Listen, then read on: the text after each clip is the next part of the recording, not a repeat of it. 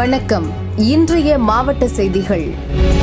எம்ஜிஆர் பிறந்தநாள் பொதுக்கூட்டம் கோவை சிங்காநல்லூரில் நடைபெற்றது. கூட்டம் முடிந்ததும் அவரவர் அமர்ந்த பிளாஸ்டிக் சேர்களை எடுத்து செல்லலாம் என எம்எல்ஏ ஜெயராமன் அறிவித்தார். அதைத் தொடர்ந்து கூட்டம் முடியும் வரை தொண்டர்கள் மற்றும் பொதுமக்கள் காத்திருந்து சேர்களை தலையில் வைத்து எடுத்து சென்றனர்.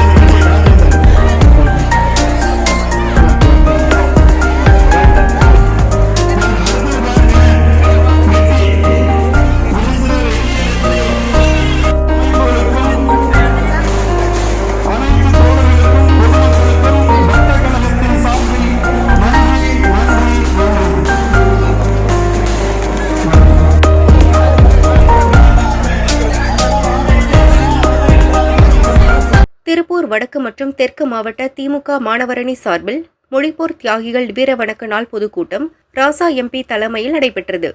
கூட்டத்தில் பங்கேற்ற பெண்களுக்கு 2 பிளாக்ஸ் மற்றும் 2 டீ கப்புகள் பரிசாக வழங்கப்பட்டது. திராவிட கட்சி கூட்டங்களுக்கு இப்படி எதையாவது கொடுத்துதான் ஆள் சேர்க்க வேண்டியுள்ளது என ஊப்பிக்கள் மற்றும் இரத்தத்தின் ரத்தங்கள் தலையில் அடித்து நொந்து கொண்டனர்.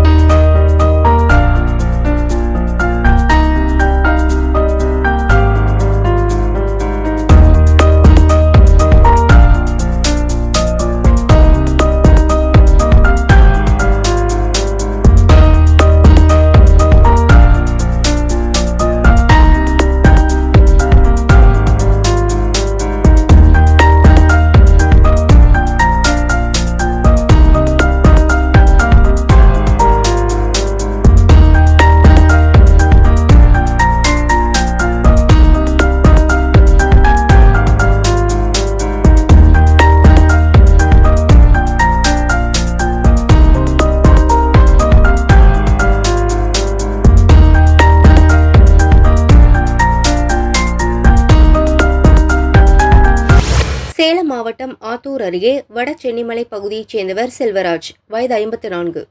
இவர் ஆத்தூர் அரசு கல்லூரியில் முதல்வராக பணிபுரிந்து வருகிறார். இவர் மாமனாரின் துக்க நிகழ்ச்சியில் கலந்து கொள்ள குடும்பத்துடன் கடந்த 23ஆம் தேதி வெளியூர் சென்றார். திரும்பி வந்து பார்க்கையில் வீட்டின் கதவுகள் உடைக்கப்பட்டு பீரோவில் இருந்த 51 பவுண்ட் நகை மற்றும் 1 லட்சம் ரூபாய் பணம் கொள்ளை போய் இருந்தது. அங்குள்ள சிசிடிவி காட்சிகளை ஆய்வு செய்கையில் முகமூடி கொள்ளையர் 2 கொள்ளையடித்து தப்பியது தெரிய வந்தது. தனிப்படை அமைத்து கொள்ளையர்களை போலீசார் தேடுகின்றனர். இப்பகுதியில் மீண்டும் கொள்ளைச் சம்பவங்கள் நடைபெறாமல் தடுக்க புறக்காவல் நிலையம் கட்டாயம் அமைக்க வேண்டும் என அப்பகுதி வாசிகள் வலியுறுத்தினர். கோவையில் தனியார் அமைப்பின் 25வது ஆண்டு விழாவை கொண்டாடும் விதமாக வேலைவாய்ப்பு முகாம் சரவணம்பட்டி பகுதியில் உள்ள தனியார் கல்லூரி வளாகத்தில் நடைபெற்றது. இதில் கோவை மட்டுமின்றி பல்வேறு பகுதிகளில் இருந்து சுய தொழில், ஆட்டோமொபைல், சாப்ட்வேர், டெக்ஸ்டைல் நிறுவனங்கள் என 100க்கும் மேற்பட்ட தொழில் நிறுவனங்கள் முகாமில் கலந்து கொண்டன. குறிப்பாக ராணுவப்படை பிரிவான அக்னிவீர் திட்டத்தில் ஆள் சேர்க்கும் விதமாக ராணுவத்தினர் அரங்கு அமைத்திருந்தனர்.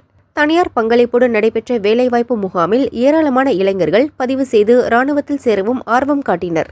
தனியார் அமைப்பின் மில்லினியம் தலைவர் சந்தானகுமார், நிர்வாகிகள் செபாஸ்டியன், டேவிட், ராஜேஷ்குமார் ஆகியோர் ஒருங்கிணைப்பில் நடைபெற்ற முகாமில் 8ஆம் வகுப்பு முதல் பட்டப்படிப்பு வரை கல்வி தகுதி பெற்ற 2000க்கும் மேற்பட்டோர் முகாமில் கலந்து கொண்டனர்.